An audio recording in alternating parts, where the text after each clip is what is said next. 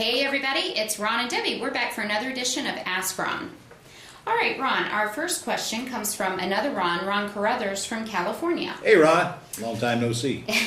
He says, I hear Scott on the CDs and weekly lessons, but how are you compensating him? I never hear that discussed. Do you mind sharing how, when, and what you suggest paying someone to help you physically? I'm not paying him, Ron. He's working for the experience. I wish. Okay. I'll tell you what I can. I'm not going to disclose everything to you because it's not really fair to Scott. But when I first hired Scott, I hired him for his attitude. I hired him because I knew his dad very well. That's John Ulmer, who's in prison. But I know the character of the man. I know the character of his son. And I actually paid to transfer him down here from Ohio on a loan. And I put him to work, and I paid him a salary. I paid him $500 a week for quite a while. And we structured it so that I'd pay him $2,000 for every deal that he got in and got out of. He has to actually put the property under contract to buy and then sell it, and meaning lease optioning it most of the time for us, and collect the cash before I pay him cash. So let's make sure we're clear. I ain't paying anybody a commission until I get cash. So we don't pay them a commission to buy. We pay them a commission to buy and sell. When they collect the money, then they get paid. So he was getting $2,000. Since then, I've upped the weekly and lowered the commission. I'm not going to tell you how much, but I think that gives you a guideline to go by. Scott can make a living on his salary today, but not enough to make him happy and want to stick around. So if you take his salary and his commission and you add them together, he's doing pretty well, especially since he's only been at it now, I don't know, 15, 16 months. But the truth is, he's got to kill what he eats. So according to him, he can't make a living on a salary. According to me, I can tell you a lot of people live on what his salary is, but I'm glad he wants more and not less. Because if you put somebody in there that's happy with the salary they're making, you're not going to get very good production out of them. Okay. Hope that answers the question, Ron. Okay. I want some sympathy for my broke finger today. Now, I broke my finger with a horse. I have a horse at home, and I came home from a cruise last week with Beverly, and I grabbed the horse's halter, was going to lead them out of the pasture, take them out to put them up. And so my finger was behind the horse's halter. The horse, this 1,200-pound horse, decided they wanted to part company with me about that time, and my finger got hung up in there, and literally I fractured it. So a little sympathy, please. Oh, get out of here. Oh, let's all give Ron sympathy. Oh, what's the next question?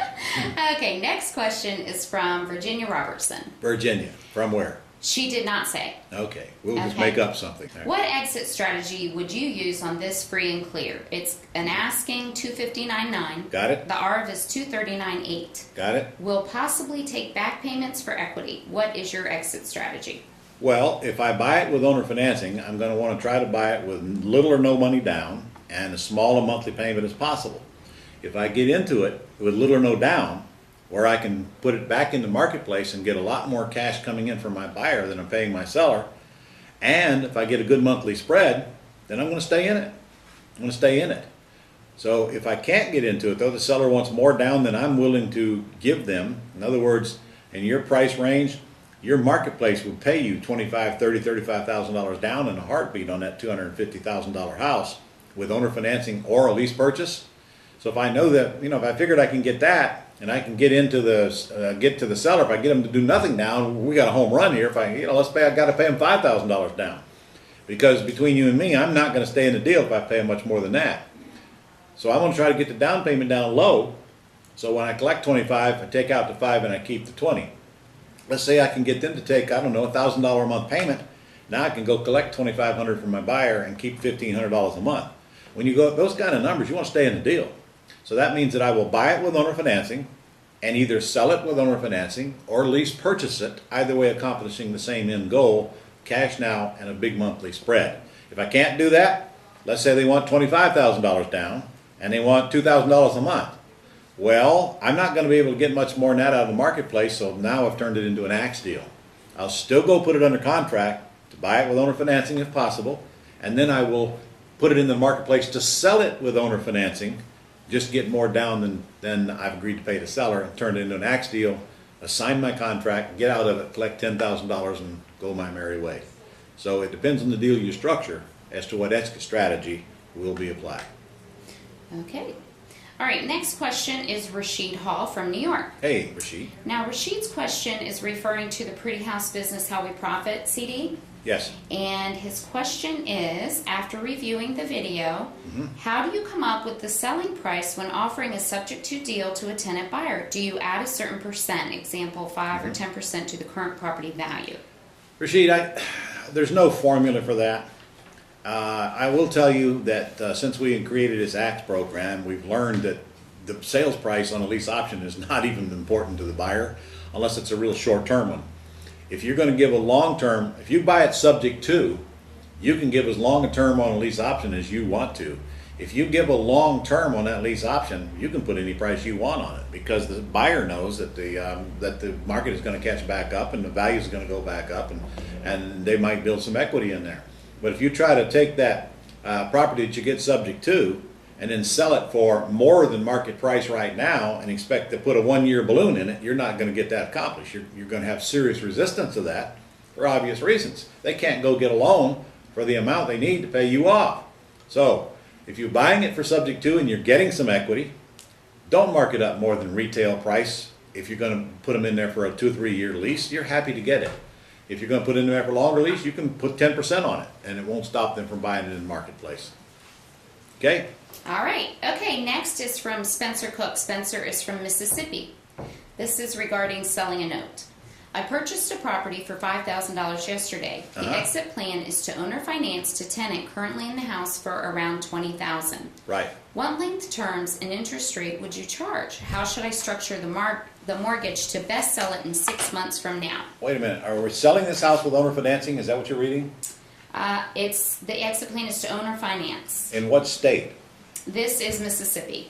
Okay, I don't know the rules in Mississippi about how long it takes to get the property back. That's the first thing I want to ask. If it's an egregious time frame, and if it's tough, I wouldn't sell it with owner financing. I'd at least purchase it. How I would structure it is I'd ask myself, gosh, what do I think the market will pay per month? That's the important part, not the interest rate. I could care less what the interest rate is. If I'm paying out to say $500 and somebody's paying me $1,500, that's all I care about. I'll ask them, what interest rates would you like? And whatever the answer is fine with me. They want 3%, 4%, fine, as long as we fix that payment high enough to where we're going to get that spread. What I'm trying to tell you is if you put, say, a 5-year balloon in your owner financed seller carried back mortgage, the amount of principal that they're going to pay down during that time is irrelevant no matter what the interest rate is. So your whole goal is get the monthly spread. They're going to owe you almost as much at the end of 5 years, whether the rate is 3%, 5%, or 7%, as they do now. So focus on the cash flow, not the interest rate. The payment, as high as I think the market will bear. And you haven't told me really enough to give me enough information to answer that any better than that. Okay. All right, Spencer, he could follow up with that if he had additional information to add. Okay, next is from Heidi Simmons from Indiana, and she's writing in about a reverse assignment. A reverse assignment, okay? That's what she said. Hi, Ron. I saw a post regarding reverse assignment, and I don't understand how to do it. I have an option to buy contract on a house for $17,000. Now, if the buyer wants the down payment to me to appear as part of the purchase price, how do I achieve that? Well, I assume that we're assigning this on an ACT deal and we're not staying in it, is what I get out of this. Because if I'm staying in it, I'm going to lease it or buy it for $17,000, and then I'm going to sandwich lease it or sublease it for a higher price. Therefore, I'm going to have a contract between my entity and my buyer, and the down payment will easily be shown. But if I'm going to assign my contract from the seller to a buyer and get $5,000, and my buyer wants that to be credited toward the down payment, then what I've got to do is I still got to create a new agreement from my entity to my buyer. Even though it might be the exact same agreement I got with the seller, I'll have to raise the price $5,000. So let me clarify. If I'm buying for $17,000 and I'm selling for $22,000, then my lease agreement from the seller will say I'm leasing it for $17,000. But my lease agreement with my buyer will say I'm lease optioning it to them for $22,000 with $5,000 down as a non-refundable deposit. So they can take that lease to their bank and show they paid the $5,000 down. Now, to get out of it, I simply assign the lease from my entity to my buyer to my seller. So from that day forward, my buyer's paying my seller instead of me, and I'm out of it. And I hope that made sense. If it didn't, go back and watch this video 2, 3, 4 more times because that's the easiest I can explain it there in the short time we have. Okay. All right. Ron Carruthers from California had another question Okay. about Scott again. We charge overtime for 2 questions in one session, don't we? He wants to know how often Scott looks at his VA's leads. He says, I was just curious if he's looking at them daily. Daily. Yeah. Daily. Ron, not only does Scott look at the leads daily, but he now has a full-time person to follow up and call them because he cannot handle them all himself, and he's actually looking for a second full-time person to do the same thing. So he has to process these things daily. And you guys all should know that we are now in the virtual assistant business here at Global Publishing. In fact, Jennifer Shedlin just walked in. Jennifer, why don't you come around here and get in front of this camera? Okay. We got the boss here. This is a rare opportunity right here. We got the boss here. This is Jennifer. Hi, everyone. Jennifer came up with the idea that we ought to start our own virtual assistant company because we were having a little trouble getting the servers we wanted out of the ones we were using. So Yes. we have done that. We are head over heels into that now. And we have a whole floor of virtual assistants in the building. We do. Jennifer and the whole team has been working on this day and night for weeks now.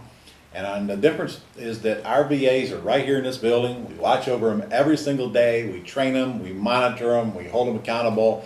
And they're calling FISBOs for our customers right and left, doing a great job of it. They are. And- We've already gotten great leads and testimonials back Yep. from our students. And plus, we've got a lead service that we've tapped into that we get leads from. So, Yes. listen, if you need a virtual assistant, and you do if you're going to do this business, you might as well get hold of this office. How do they do that? Would you just email? Let's see. We just set up a brand new email address that's exclusive for our virtual assistant services. So you're going to email client services at eaglevirtualassistance.com. That's client services at eaglevirtualassistance.com. Why didn't you get a long URL? Or you could just call, for right now, call Dolores. Yeah, that's a good idea. Call 904-262-0491. 0491. And talk to Dolores. That's 904-262-0491. She'll send you the fact sheet about the different levels of VA service, which Yes. is all inclusive in your Gold Club now. It So if is. you're watching this, you're probably a Gold Club member, and we're changing that membership levels, and we got a whole bunch of goodies we've thrown in there for you, plus the VA service. So you're going to like the new program that we're launching right now. In fact, you're the first ones to hear about it. Yes. The truth is, we don't have any problem getting people to subscribe to the service, but we have to keep the VAs hired, and we've got a whole room full of them right now, and we've got to hire them and train them. So you may be able to start right away if you get in now, or you may have to wait a little while to catch up, but we're moving fast on this VA stuff. So. Yeah, I actually have a training session this afternoon with some brand new VAs we just hired. Okay, again, they're in our building, so we They know are. exactly what they're doing, and total accountability. I mean, we literally can see what sites they're on, and who they're talking to on the phone, and for how long, Yes. and hold them accountable. So, anyway, is that the end of the questions? I was kind of surprised. Jennifer didn't know she was doing that. She did a great job. Okay, you have just 2 more questions. Bye, everyone. I'll see you later. Next is from Sanad Sabik Okay. from Florida. From Florida, all right. And Sanad wants to know, what are some of the best ways to find out where probate properties are? Well, if they are probate, that means that there has been a legal action taken and that it's a matter of public records. So anybody that you can find who can manipulate the public records, meaning it's public information, but they have to create a database of these types of properties, can deliver you that list. You're just gonna, I'd go on Google and I just simply say, I want to find probate properties in Orlando or wherever it is you live in Florida, since you didn't tell us. And they will probably come up some list services that you can subscribe to get them. Of course, you could always go down to the courthouse and do it yourself or have somebody, but that's the long, hard way. With the technology we have today, anything that's published, anything that's on the courthouse, somebody's manipulating and turning into a list for you. Okay. All right, your last question. All right. See, they doubled up on you this week because you Okay. went on vacation last week. That's okay. Okay, from Shauna Arts from North Carolina.